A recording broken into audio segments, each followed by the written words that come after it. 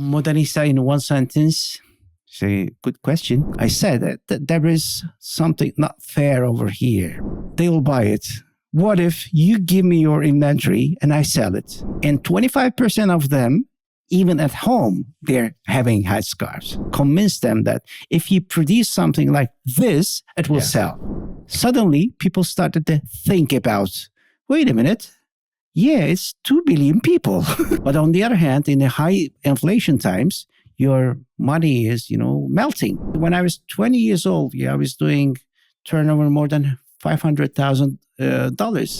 Came with their collections to us saying that, Abi, we have some stuff over here. Would you like? Assalamu alaikum. Welcome to another episode of the Muslim Money Guys podcast. You join us in Istanbul for a very special episode with Kerim Ture, the founder of Modanisa. Modanisa is probably the world's largest modest fashion retailer in the world. Having started in 2011, they now have a presence in over 130 countries and have totally transformed the industry. We'll be talking with Kerim about his journey in tackling the fashion industry head on and the vision he had from day one. We dig deeper into what lies beneath the businessman, the deeper purpose that continues to drive him, and the massive role we all play in creating a truly halal environment that supports all Muslims. We hope you enjoy it as much as we enjoyed making it.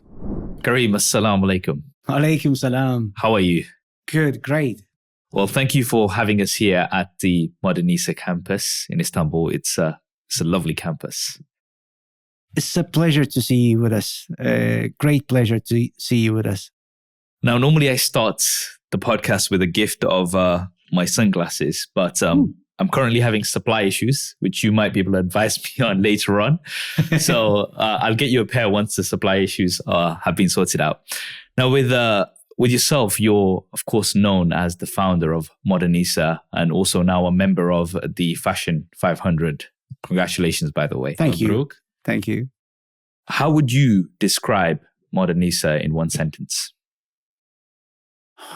Modanisa in one sentence.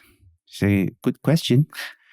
What I can say is every woman has the right to look their best without compromising their beliefs. Amazing. And we provide that. Beautiful. Beautiful. Now, from a branding perspective, the name Modanisa, can you tell us about the name? What does it mean and how did it come about? Oh, it's an interesting story.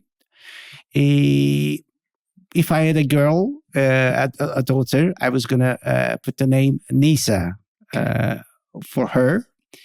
And when we were thinking about the name for the new venture, the new startup, I said, it can be Nisa. And then we put moda. Moda is fashion in Italian, in Turkish, in most of the languages also. And we said Modanisa. And the third thing is the Surah Nisa is about women. So when we put them, all of them together, that created our dream name. Lovely. Yeah, it's wonderful actually, now that you said it, because when you say it like that, Modanisa, also you think of modern Nisa, like modern women, but also modest women. So absolutely, it captures all of that. Yeah. So simply. So very clever. Did you come up with the name? Yes. MashaAllah, very humble as well, Kareem. MashaAllah. So look, I want us to rewind a bit. We go back to 2011.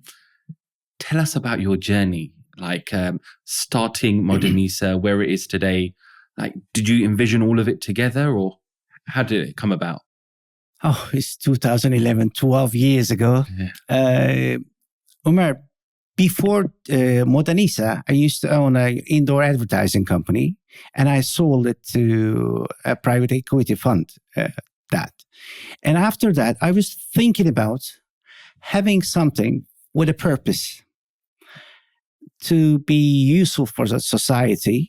Then we established a startup accelerator company.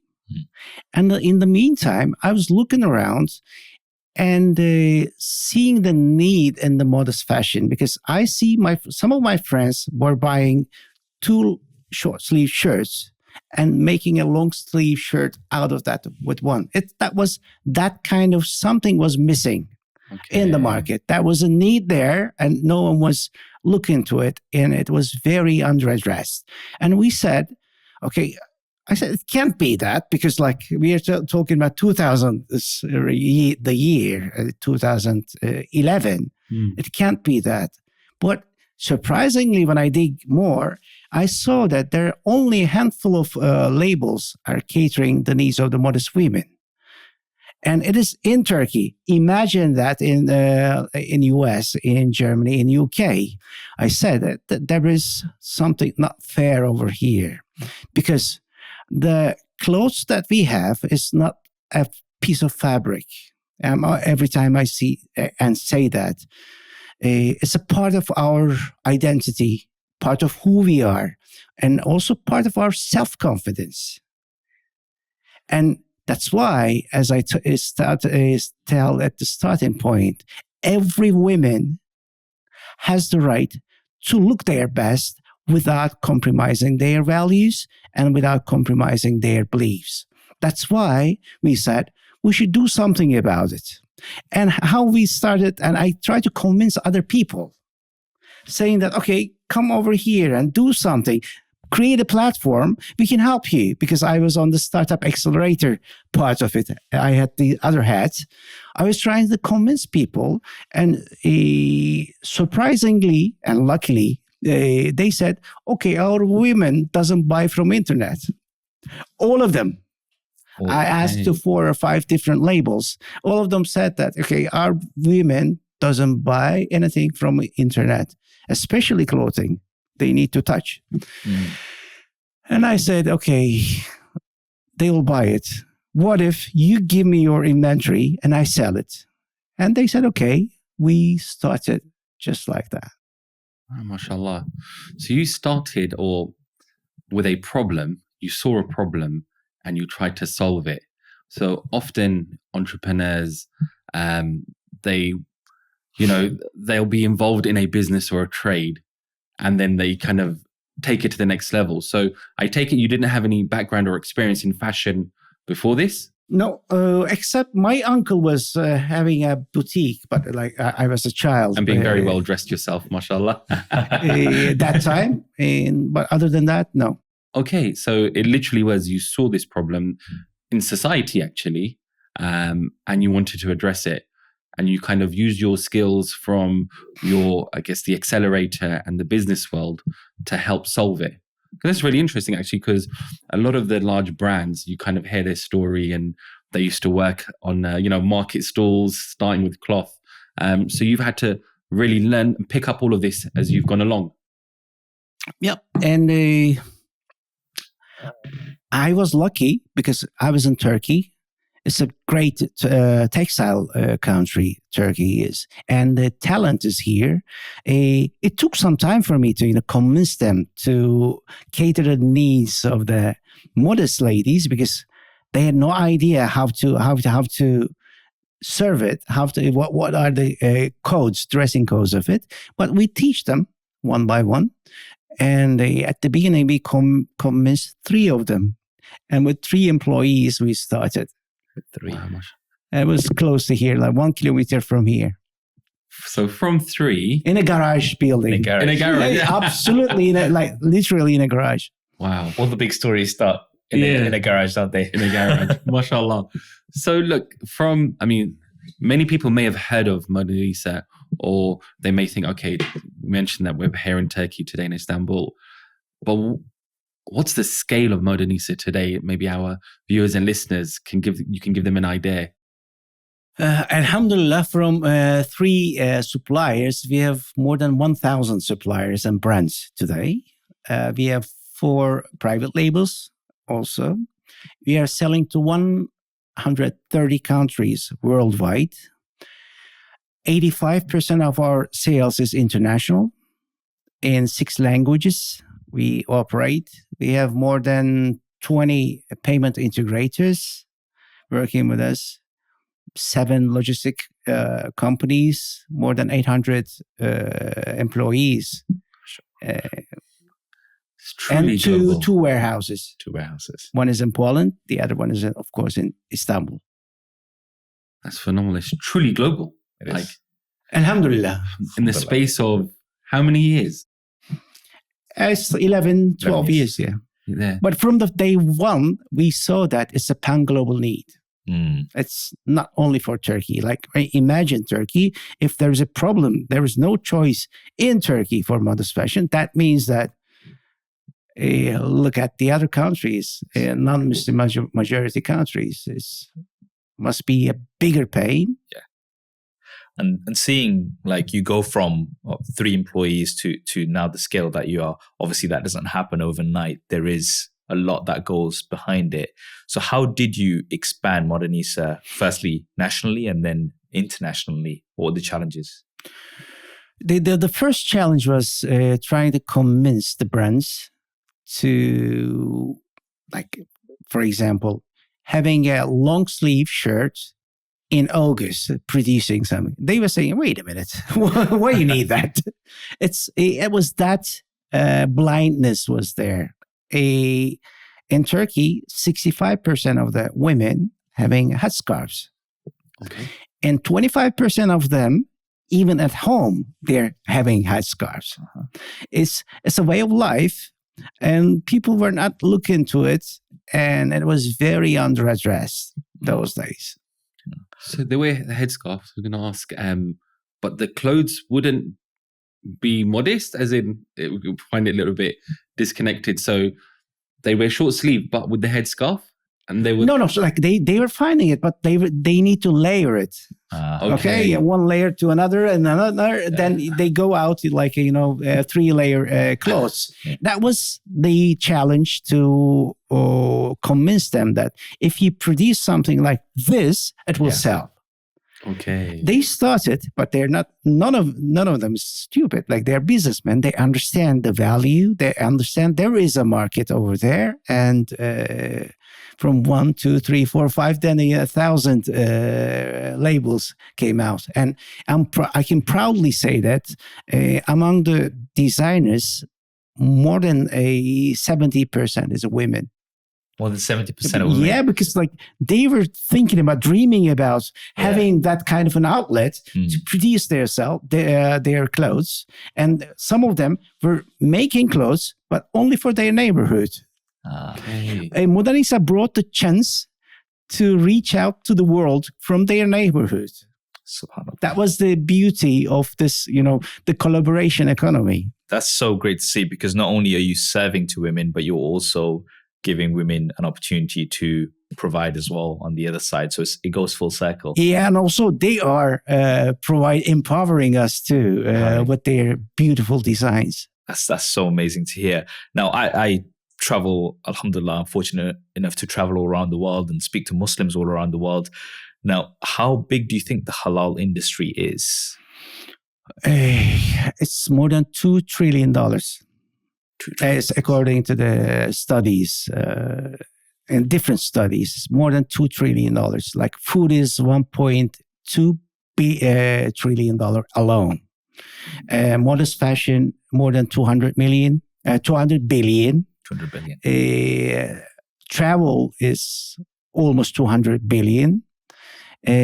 Cosmetics, $90 billion. Pharma, and that there's a big market over there. As well as financial products. So absolutely. Financial products, another trillion. So it's not counting in it. And it's what I can tell you about. It's not only the consumption numbers. The Muslims are more than 2 billion right now, and it will be 2.3 billion by 2030. Wow. And the median age is 25. 70% of them are younger than 40 years age. Young and upcoming Muslims. MashaAllah. And one more thing is also critical. It's like more than 900 million middle-class Muslims will be in the world in 2030, according to the numbers. I love hearing statistics like that. But as you were saying, there's so much of this market and, it needs serving. But do you think like the halal global market is still untapped?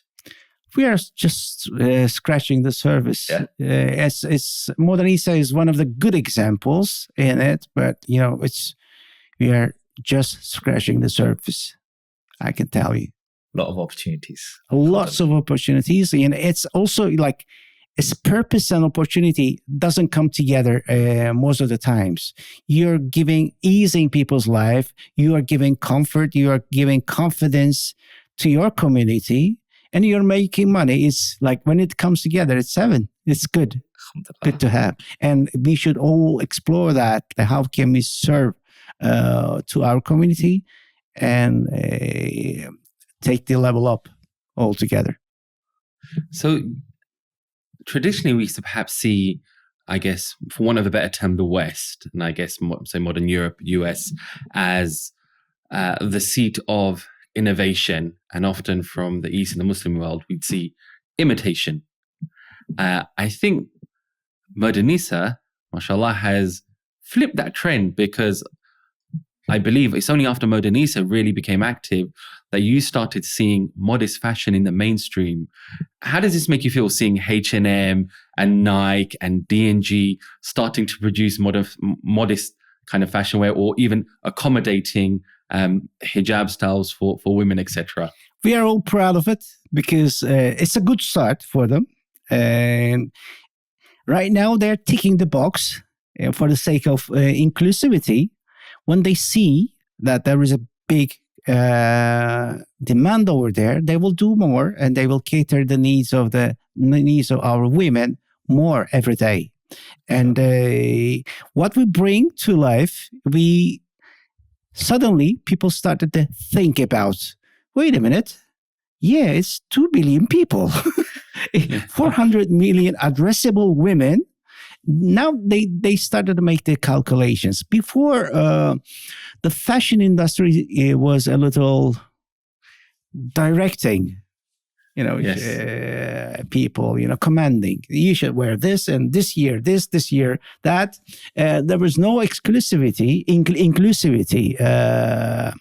and they looked to Muslim women as all about the black burqas. Yeah, it's my story. Like I tell it sometimes. At the beginning of the Modanisa, we were talking to Western investors, saying that we are in the Muslim fashion business.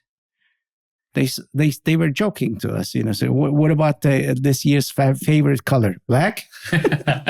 Yeah, it's from that point, Modanisa took the bar up, and so fashion level. We work a lot about it.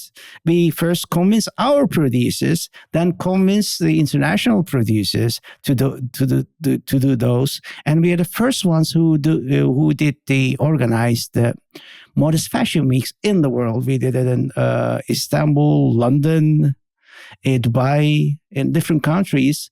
And how was that received? Like, first time? This is, it was like we made fashion modest again. Mashallah. That was our motto among our friends. And yes, we made I think we made something, like we catch the attention, and now no one can treat the underestimating the potential and under-addressing the Muslim women's needs is gonna fade, because there is a buying power, purchasing power, and it's a part of the society and part of the inclusivity, empowerment. It's all boxes are ticking. Absolutely, and I think this theme of empowerment is so strong through it, and you look at actually, women, they make up half the world and they give birth to the other half of the world, and the fashion that represents them, that's modest with their values, is so important, when often women are maligned in society or they're not given their space. It's amazing how what they wear can make that difference. And from the beginning, you've been talking about having a fashion that reflects their values. Okay. And you spoke about the hijab earlier as well. How much of this is to cater for the people, or is there a stronger theme that underlies this? Like, how much did your faith play in setting up Modanisa or addressing what you saw as the gap? Oh, it was, what I can tell you is that, when I see it, I said that, okay, at the beginning, as I told you, I want someone to do it. I saw the need and then I saw the pain and I said, oh, it's not fair. And nobody was doing it.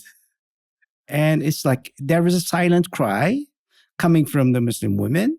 It's coming from the women. And it's a basic right.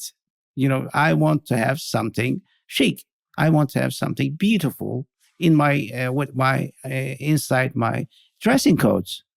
Like, because why?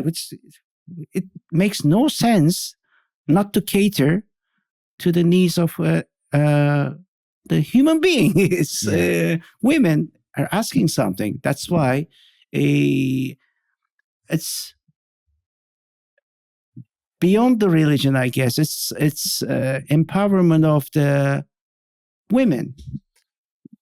MashaAllah, one good thing about yourself is that you kind of obviously looked at the Muslim market, the halal market generally, and you saw this was a pain point for women. What do you recognize as other pain points globally for the Muslim community in terms of business at the moment? Almost in every field, because we have distinct needs. It's like we want halal food, finance, clothing. When we travel, we have some needs in our lifestyle. Cosmetics, in every field, there is something and there is a need, and it's not fulfilled fully yet, as far as I can see and I can witness. I mean, I can definitely see for finance being our background that there was a need in having genuinely halal products. So from your point earlier, having products that are aligned to our principles and faith. And actually there was a greater need because the current financial system perpetuates injustice and it perpetuates a balance of power that only made it worse. And so we saw Wahed as fulfilling that need of connecting people with halal opportunities to grow their wealth. And through Wahed X, the opportunity for startups. If we were around in 2011, we would have more than happily been great supporters of Modanisa. That is a big thing. That is like being a bridge between the society and the entrepreneurs is something like I'm looking forward to see the fruits of it. And I can be a part of it because the money is there. People are not putting their money into banks to get interest because we don't want it. But on the other hand, in the high inflation times, your money is, melting.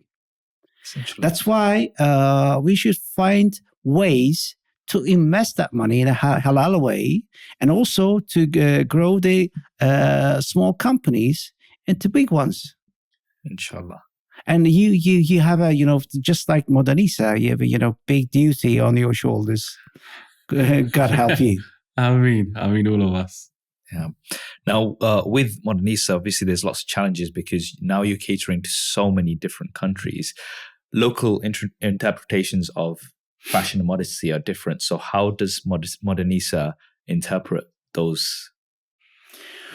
Oh, we started with a one size fits all approach because there was a very limited choice. Then we started to add new designers from different backgrounds, from GCC, from Khaliji fashion, from Levant fashion, and right now I guess we can speak the same language with some of those geographies. If it comes to Malaysia, Indonesia, there are still a lot to explore to understand the needs and the body types. But on the western part of the world, And in Africa, I guess we've done it pretty much. MashaAllah. Now, in terms of when it comes to branding, like what do you think's more important, brand or product? I can say it's like kind of a chicken and egg thing, but what I look at is the brand promise, and the brand promise, and then the product. What your brand promise is needs to fit with the product. Good. So this is actually really fascinating, Kerim. Like, kind of, you've given an insight into the journey of Modanisa to some extent. But we'd like to know a little bit about Kerim, the man behind Modanisa. I was like, I'm not the man behind only. Like, I have a great team of people, and I have great partners with me. As we are talking about more than 800 people working in 3 countries for us, and we have another 300 in the warehouses working for us. It's the team behind that is the thing I can say. But if you're asking about Kerim, what interested you growing up? Like, come on, tell us. Born in Samsun, oldest of four kids, having a merchant father. Okay. From the 5 years old on, I was in my father's shop, talking to the customer, understanding the needs, catering to those needs, and talking about buying and selling was a part of my life from the 5 years old. It's an instinct afterwards. Your DNA. Yeah, it's your blood. I guess it's in my DNA. During the high school times, I had my great friends, great bondings with my friends, and also the confidence saying that I can do it. I'm strong.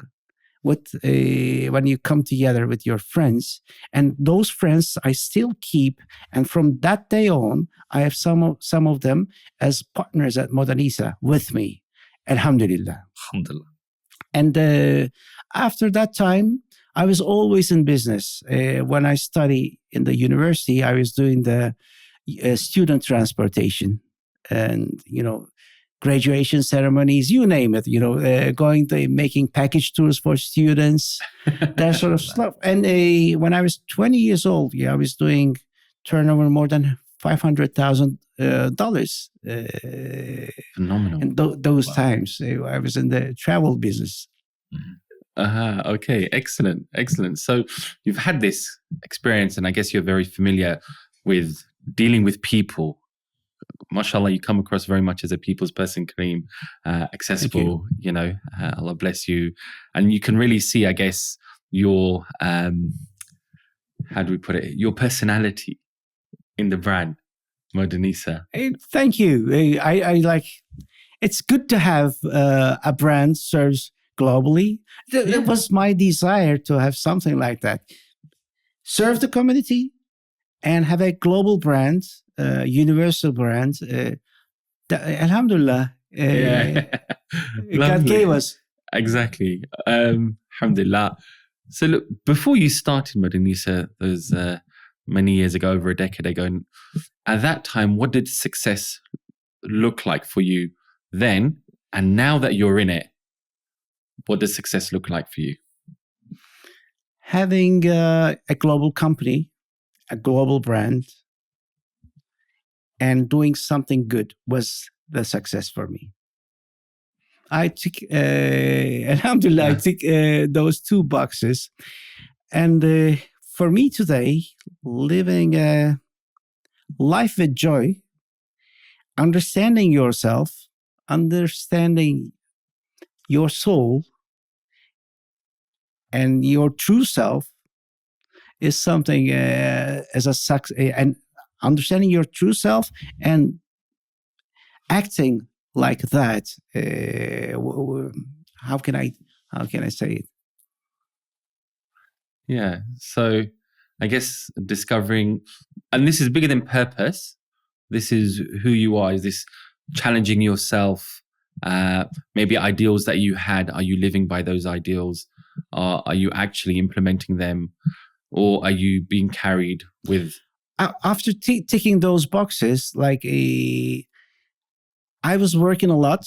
Yeah. I was right now I'm trying to balance my life, asking myself what Kerim wants. This is also a purpose of life, to fulfill the needs of your true self. And right now I see the success is that for me. So actually discovering yourself. Discovering myself and being a good example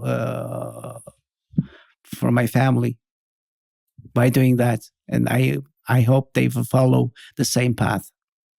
I think you're not only doing that for your family, but also many Muslims around the world who have seen your story and all the success that you've achieved as well. So inshallah, it'll be a big impact.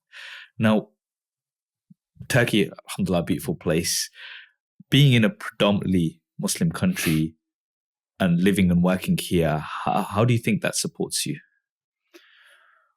Supports you good, because it's a big country. When it comes to the demand side, we have 85 to 90 million people over here. If you want to sell something, you can start by selling to Turkey, and it can give you a great base.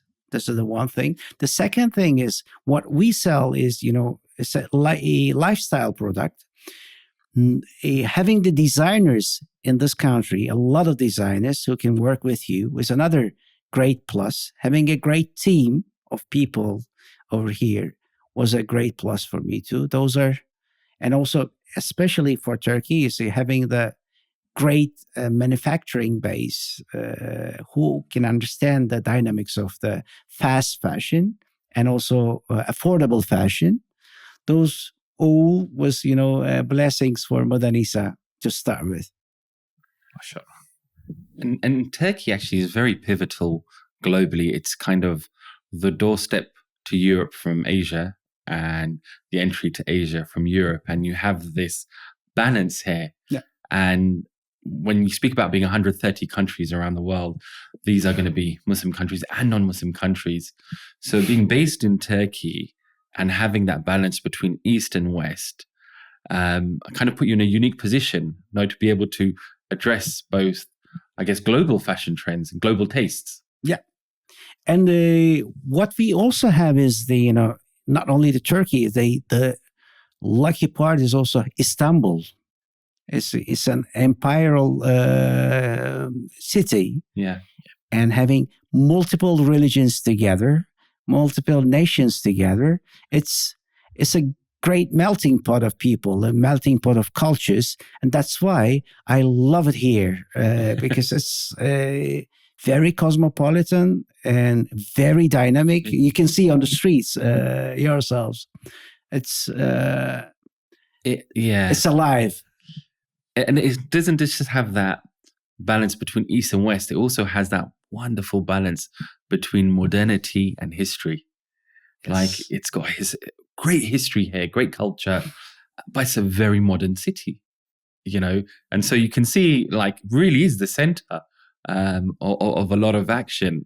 But Kerim, I do want to come back to one point, being a Muslim founder, which you are, and going into the fashion industry, and you spoke like they were looking at, you can have any color as long as it's black, from Henry Ford, but they're fashion, what is it for Muslim women? How did you find that? What was it like being, you're a trailblazer, actually, in many ways. How is it dealing with people being a Muslim founder in the fashion industry? That one's not that hard. At the beginning, yes, it was trying to convince people that there is a market. When you show that there is a market, after that, it happened automatically. When we have we were going to the people trying to convince them. When I first go to one of the producers, I said that I need long sleeves like this, and the body type needs to be this and that. It was on May, at the end of May. He said, "Why do you need that? Because the hot summer is coming. We are producing hot summer clothes today." I said, "Please do that." And normally in Turkey, when you go to a producer, you can give a three months check. Okay. But he didn't accept a 3 months check from me because like he thought that I'm a romantic entrepreneur trying to try something. He said, give me my money first and I do it. We started that way. It took some time, but alhamdulillah, we pushed it. And then afterwards, the same guys came with their collections to us saying that, we have some stuff over here. Would you like to have that? Yeah. So from those initial challenges, I guess, of kind of letting them believe that the idea has weight, what are the challenges today in the industry? I guess still the mainstream fashion is far from addressing the needs of the modest women, but it's coming there. It's coming there. Like they put me in the list of fashion 500. Thanks, and it's a good recognition, and it will come more and more. We'll see more fashion designers, more fashion weeks about the modesty, and it's growing. The market is there, the need is there, the demand is there. It's gonna grow. And do you think consumer habits have changed from when you started to now? So you spoke this term you use, fast fashion. For many people, they've probably not heard this term before. What do you mean by this? Fast fashion is like in every week we have more than I forgot the exact number. It's more than 500 new items coming to Modanisa. New, completely new something is coming to Modanisa. And do you think it's changing? This pace. You don't repeat the same thing again. It was the opposite before. The producers, when it's a modest fashion, they were producing the same things for 5 years. Okay. They were the same colors because when they buy items, you get the one color, 2 tons instead of 200 kilos. It's you make money when you're buying it, and they were not changing anything. Black, navy blue, 2 or 3 more colors. Brown. That was it. No one was talking about any other slightly fashionable colors. Then it changed. And is that now, do you think you're able to meet demand? The pace of people's tastes changing? We are trying. We are trying. We are trying hard. It's interesting you mention all the colors, and I'm like looking at me and you, and it's like, look at us. Black, navy, we'll be fine. Us guys will be fine. We tick the boxes. No, Kerim, mashallah, being a successful entrepreneur, lots of people do look up to you. And for young Muslims out there, what advice would you give to young Muslim entrepreneurs? I can give from my perspective is first feel the need, understand the need and the pain, and find a solution for it. And don't jump in with all of your money into it. Test the idea. This is the number one thing. Understand the need, find the solution, and test.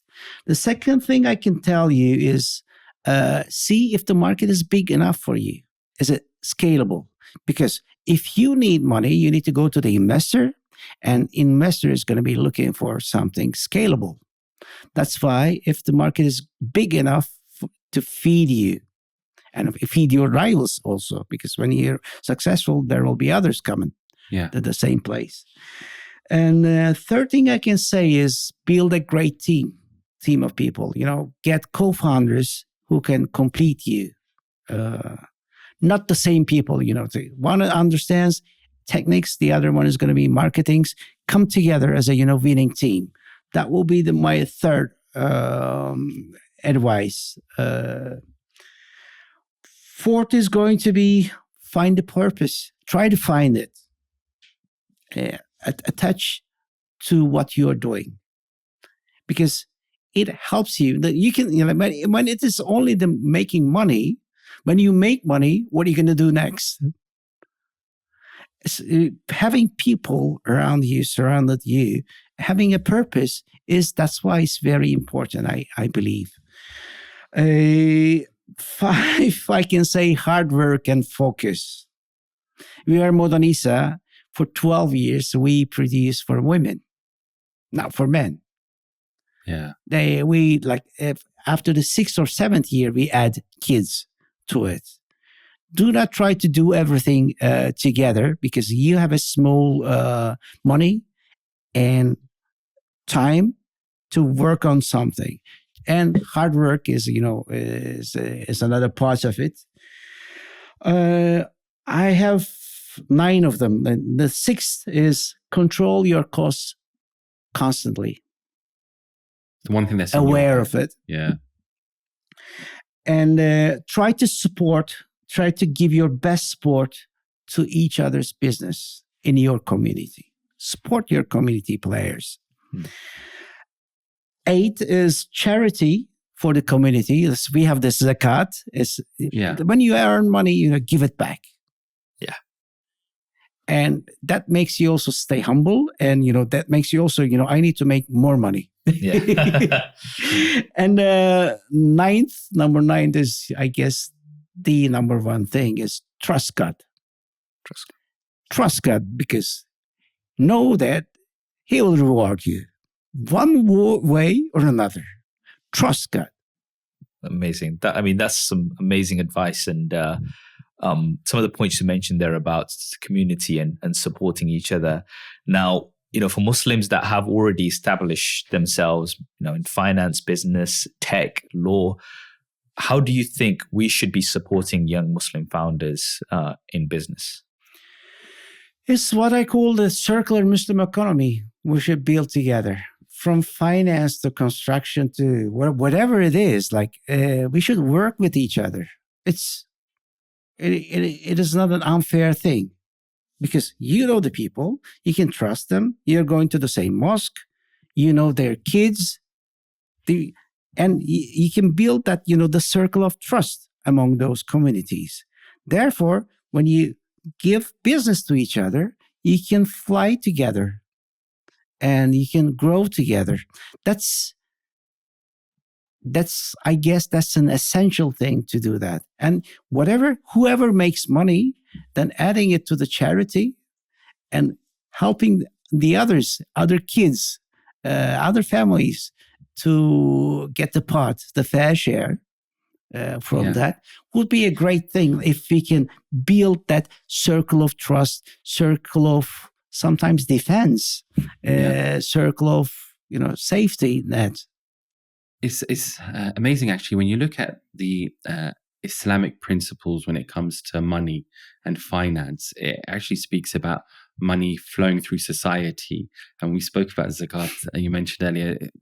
It's a very good point, because actually zakat is charged on non-productive wealth. And so you're encouraged to make your wealth productive, be productive yourself. Absolutely. And it's lifting up your community. But you have that safety net of zakat and other charitable endeavors. But money's flowing through society, enabling people to be employed, to be working, etc. And this kind of community approach is so important when you look at your supply chain, who you're buying from, who you're selling to. Because actually, success is only success if you take everyone with you. And there's that saying, if you want to go fast, you go alone. And if you want to go far, you go together. Yeah. And it's this approach, isn't it, that we really want for everyone? Exactly. And we should all together put the circle together. And the finance is a very important wheel in that.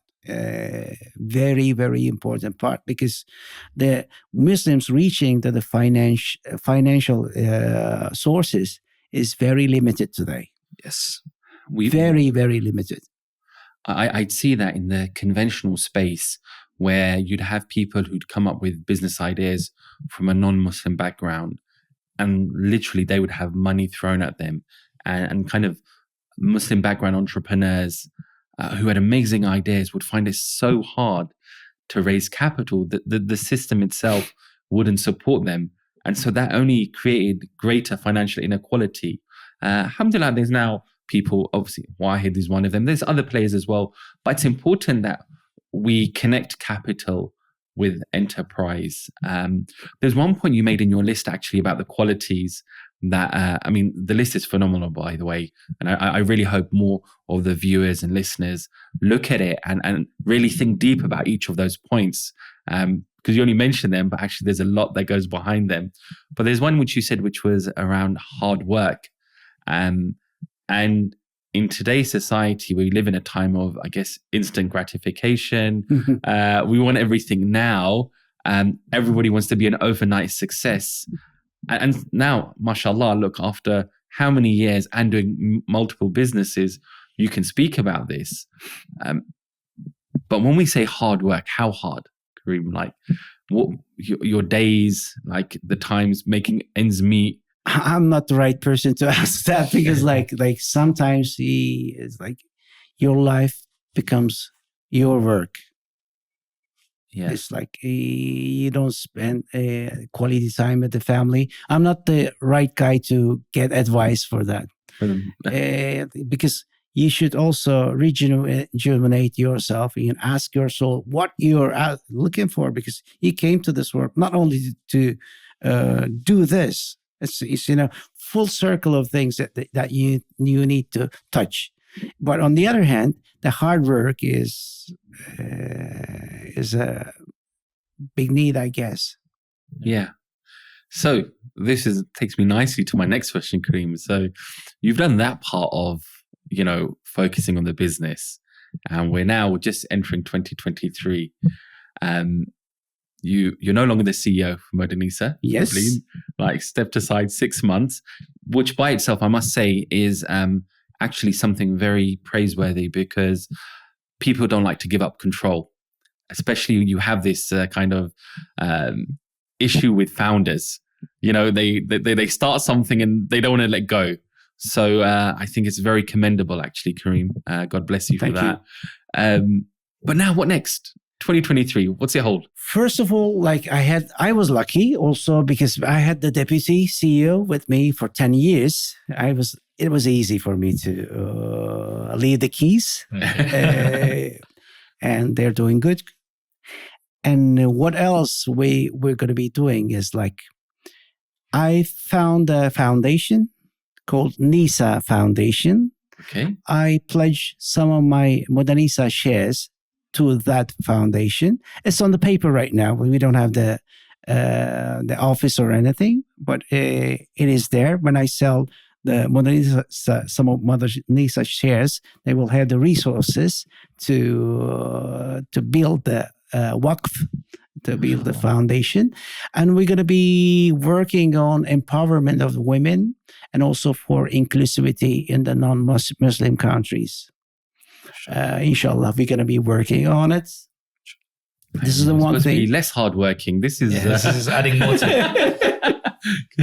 But it's a pleasure to work on that kind of a field. Inshallah, we will be successful with alongside with lawyers, with people, and we should be talking about the religion inclusivity. Yes, all over the world. This is one of the things that we should be defending altogether. And the second thing is I found a new business. It's going to be a travel business. And this is the first time I'm talking about that. Exclusive right here. Yeah, it is exclusive. I found a company with my friends.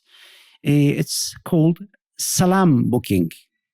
Salam, mashallah, salam. It's going to be catering, of course, again, the needs of the Muslim communities, Muslim families for the travel needs.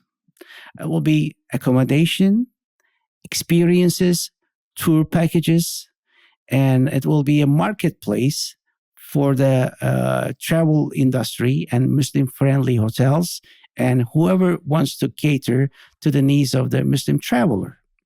And also it will be a starting point for exploration, and it will be providing choice plus guidance for the Muslims in line with their social needs and in line with their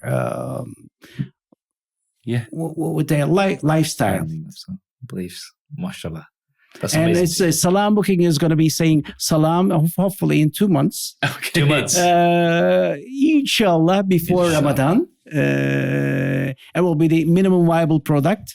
Good. And we'll be adding new stuff every day, inshallah. Inshallah. And it's great actually, because you're talking about like a halal travel, and it's a huge growing area when we speak about middle class Muslims who want to travel with their family. And we've also seen a rise in, I guess, family friendly hotels in the conventional space, dry hotels. Yeah. And so this opportunity is really there. And you're right, it's bigger than just Muslims. Actually, people are kind of looking for these alternatives and options at the end of the day. yeah, so about choice. family friendliness is one thing. Is there are hotels with different swimming pools for ladies and men. There are hotels with providing halal food in Thailand also. Oh, It's like you can search those. Yeah. The other thing is, a Muslim traveler wakes up at 5 o'clock in the morning.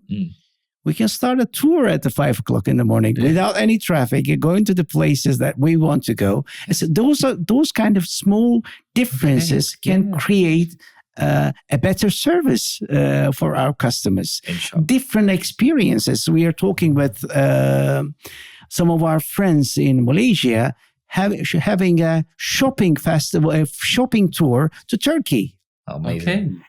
Ladies only. Okay. It's like 4 days, 5 days modest shopping tour. They also want to come to the Modanisa headquarters and stores, and having also an Istanbul experience in a different angle.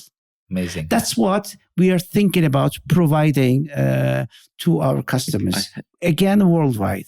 No, but personally, I mean, somebody who travels a lot, alhamdulillah, that's a need that I think is, when you've been talking about finding a need and catering to that, looking at the demand and providing the supply, I can see myself I'm going to be your number one customer. Good. Because wherever I go, I'm like, halal food near me, and like trying to find, this, that, and having those experiences already set up for you. That's just a convenience that, so many Muslims are looking for. So may Allah bless. Let's say you're in London and you want to create a tour for the Muslims in London. You can plug into Salam Booking and do it. Salam Booking plugs into Modanisa and do it. And this is what I'm talking about. This is the circular economy, and this is the platform catering for the same lifestyle. It's the whole ecosystem, Kerim. Absolutely. If we can do that, like it's plugging things together and creating champions, and that's how we can grow all together. Inshallah. Umar, I was going to ask you to just do a quick definition of Waqf. Yeah, absolutely. Yeah, so you mentioned Waqf, and I think, again, it's so commendable, Kerim. So Waqf, for our viewers or listeners who are unfamiliar with the term, it actually means endowment, and it's a perpetual endowment where you give something which is productive for the sake of a charitable cause. So traditionally, it may have been land or property, and that's given for charity. Nobody owns it. It's in perpetuity. The equivalent today is probably an endowment. And so giving the shares for Nisa is phenomenal, that actually you want to give up your shares to continue this journey of empowering and helping women. So mashallah, it's phenomenal, really. It's amazing. May Allah grant you a lot of success with these ventures. Inshallah. Now, a question that we always like to ask our guests, alhamdulillah, you're very successful and Allah has also blessed you with a lot. What do you make dua for now? Like my dua changes every day depending on my need. But nowadays, what I can tell you, help me God to live my life with the full potential that you gave me, with joy, with iman, with trust to God, Ah, trust the system, and with love and happiness.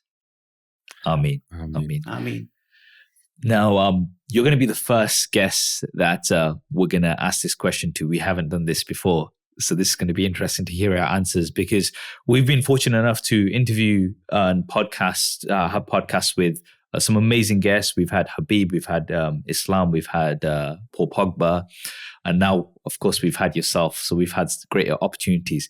If you had the opportunity to do a podcast with 3 people any time in history, who would they be? I guess the first is going to be Prophet Muhammad sallallahu alaihi wasallam, Sallallahu Alaihi Wasallam. to ask, where did we go wrong? And how can we get back to the path? The second one would be, I guess, myself, my inner self, my factory settings self. Okay.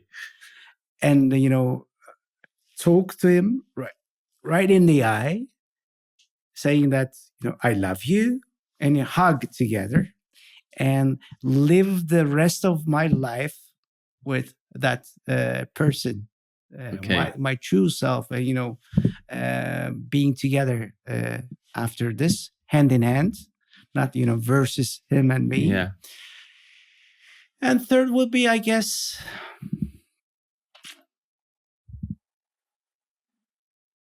could be Bill Gates, because he did a lot of stuff for